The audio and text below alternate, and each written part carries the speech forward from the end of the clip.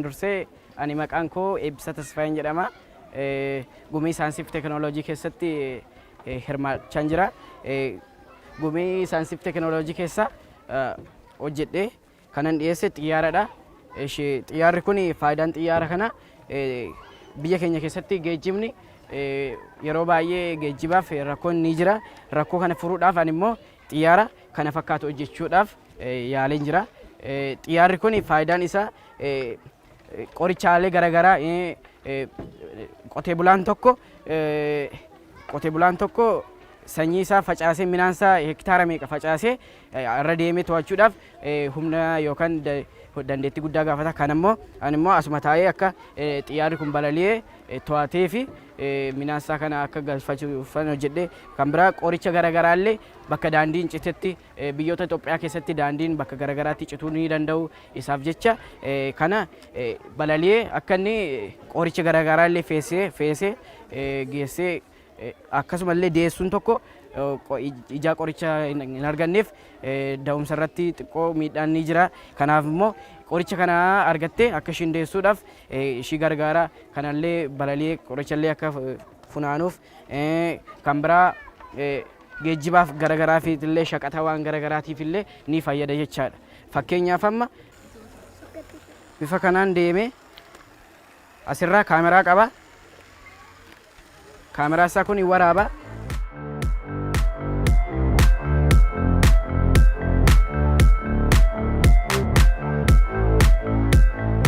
Kanaan irraa hojjechuu yaaleef korneesii laastikii fi diinaamoo 5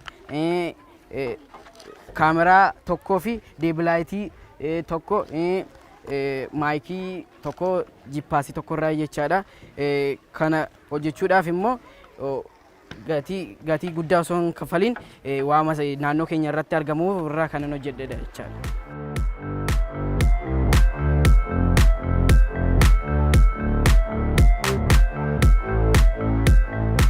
Namni kana balaliisu tokko as keessa taa'uudhaan kan balaliisudha.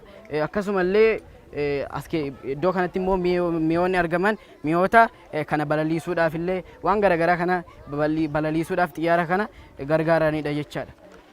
Duubatti illee diinaamoo ni qabaata jechaadha. Kan itti aanu helikooftera kanadha. Akkuma beekamu helikoofterri kun kan irraa hojjetame diinaamoo 2 silkii caccabaa haayilaandii fi pilaastika irraa kan hojjetamedha. Agarsiisaaf yoo ta'e amma fakkeenyaaf bifa kanaan kan hojjetudha jechaadha.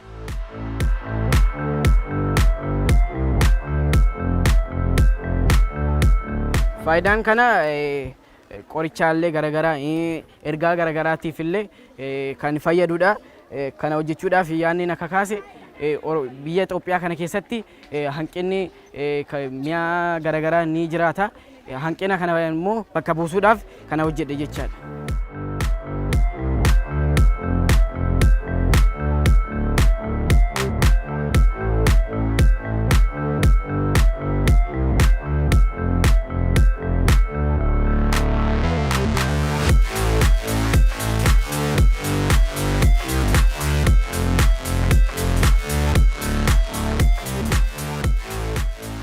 Maqaan koo Naatnaayil Bareechaa jedhama. Magaalaa Amboo mana barumsaa Burqaa Beektotaatti barataa kutaa 8ti. Kan inni hojjedhe gumii saayinsii fi teekinooloojii keessatti siinoo humna bishaaniin hojjechuu danda'udha. Sababiin ani hojjedhee fi qaala'insi nadaajii fi wantoota garaagaraa konkolaataa biyya keenya keessatti rakkisaara waan ta'eef makiinaa isaas biyya alaatii meeshaalee fi inni amma hojjennu biyya keenya keessatti akka hojjechuu dandeenyu ibsuu barbaadeeni. Gara fuulduraatti immoo waan kanarra caalu hojjedhee biyya koos ofiis nan boonsa jedhee naaf dadda. Galatooma.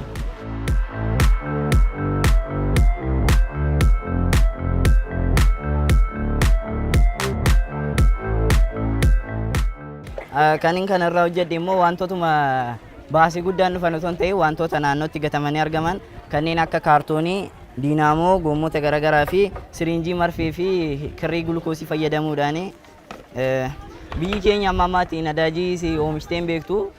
Yoo immoo konkolaataa bishaaniin hojjeta innis immoo biyyoota alaarraa finna waan ta'eef asumatti biyya keenya keessatti baasii xinnoo fayyadamuudhaan akka kana oomishuu dandeenyuun abdii qaba. Galatooma.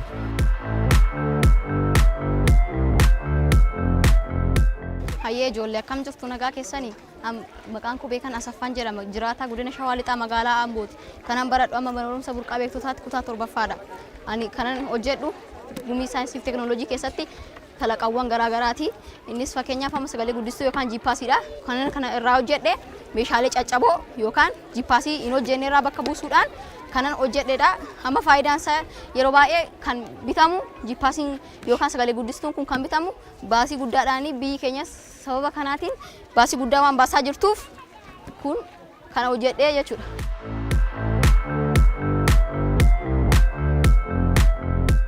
Kanan irraa hojjedhe komborsaatoodhaa keessa isaa kanuma tabalaashee jiippaasiidhuma ta'ee fayyaan ta'ee kan tabalaashee sirreessuudhaan as keessatti hojjedheen jira. Kun sagalee guddistuu, sagalee hir'istuu waan garaagaraa kan moodii FM fa'aa qayyaruu jira sagaleedha. Kun immoo inputiif output boordii jedhama. Inni kun immoo sagalee guddistuu yookaan kan magneetii irraa hojjetamedha. Inni kunis karaa kana immoo maayikii yookaan sagalee guddistuu asiin itti kaa'uudhaan ittiin dubbachuu dandeenya. Bakki kun immoo bakka fileeshii itti keenyee ittiin dhaggeeffannudha jechuudha.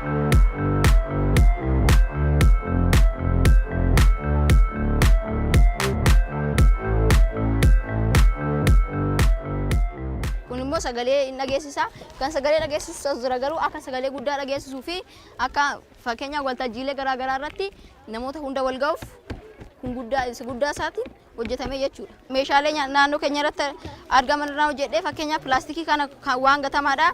Maagneetiin kunis waan jiippaasiin caccabe keessaa gatamedha. Kunis jechuudha komborsaatoodha akkattiin hojjedhee jechuudha.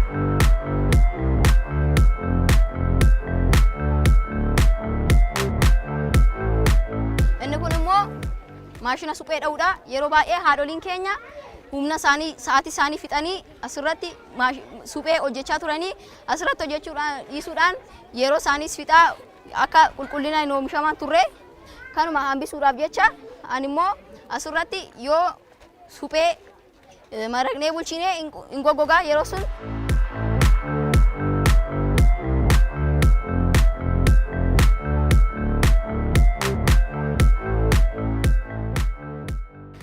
meeshaalee qara qabaniin kan akka haaduu faa millaan cifaatiin kan kuni yeroo akkatti naanna'u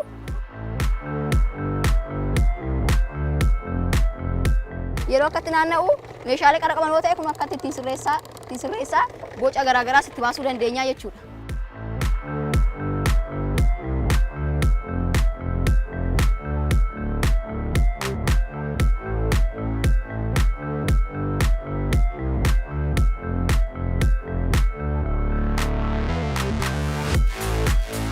Kun amma fakkeenyaaf meeshaa qara qabu yoo ta'e meeshaa qara qabuun akkatti biyyoo isaarraa wal qixxeessaa boca barbaannes karaa kana itti baasuu dandeenya jechuudha.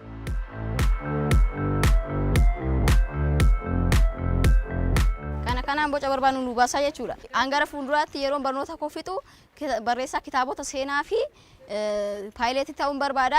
Biyya koos karaa xiyyaara balaliisuunis gargaaruu nan barbaada. Saba koo immoo saba bal'aasa kana immoo seenaa isaa barreessuudhaan hanga hambaa Kiiliyaan Yuneeskootti hambaalee turizimii nama galmeessuu fi nama biyya kana bu'aa buusu ta'uun barbaada. Isinis yoo gumii saayinsii fi teekinooloojii mana barumsaa keessatti argamutti yoo hirmaattan bu'aalee kana caccaalan argamsiisuu dandeessu ulfaadha.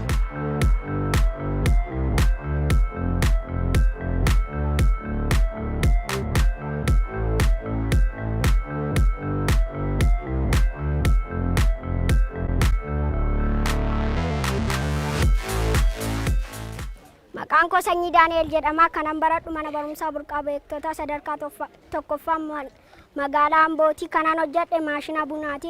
Kanan argamu gumii saayinsii fi teekinooloojiiti. Barattoonni baay'een osoo dandeettii kalaqaa qabanii dandeettii isaanii dhoksanii taa'u immoo dandeettii keessan hin dhoksinaa baasaa mul'isaa waan hojjechuu dandeessan hojjedhaa.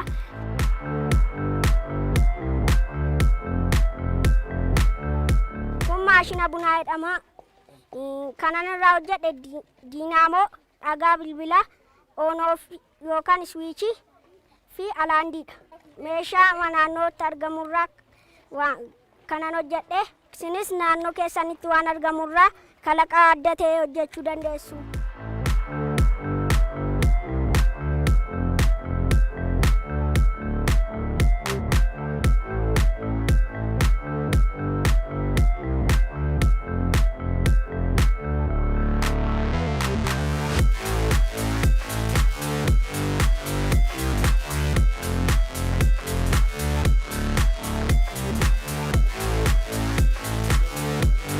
haadholiin keenya yeroo baay'ee buna daakuuf humna barbaachisa. Kun immoo humna haadholii keenya akka isaan hin baasne gochuuf nu hojjeta.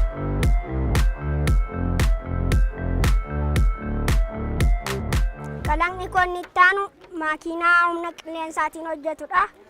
Kun kan irraa hojjetame tuubboo qadaadaa fi tuubboo iskiriiptooti. Kan biraa immoo afuuffees hin barbaachisa. Kana namoonni baay'een gaazii fa'aa waan akkasii waan kan motoraaf barbaachisu biyya alaatii birrii guddaan bituun kan keessatti fayyadaman yoo ta'u, kun immoo akkaataa salphaatiin waanuma kun uumama qabeenya uumamaatiin kan hojjetudha.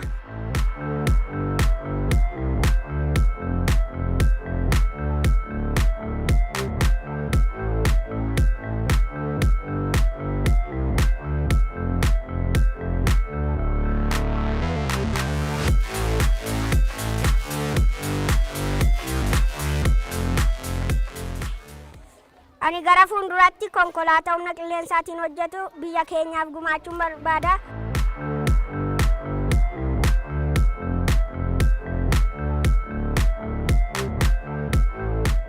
Kalaqni kun itti aanu kun waan hin qaqqabne tokko ittiin kan kutatanidha. Fakkeenyaaf maangoon tokko yoo ol fagooteen isa ittiin kutachuuf kana fayyadamuu dandeenya. Akkanatti qabannee funnee buufanna.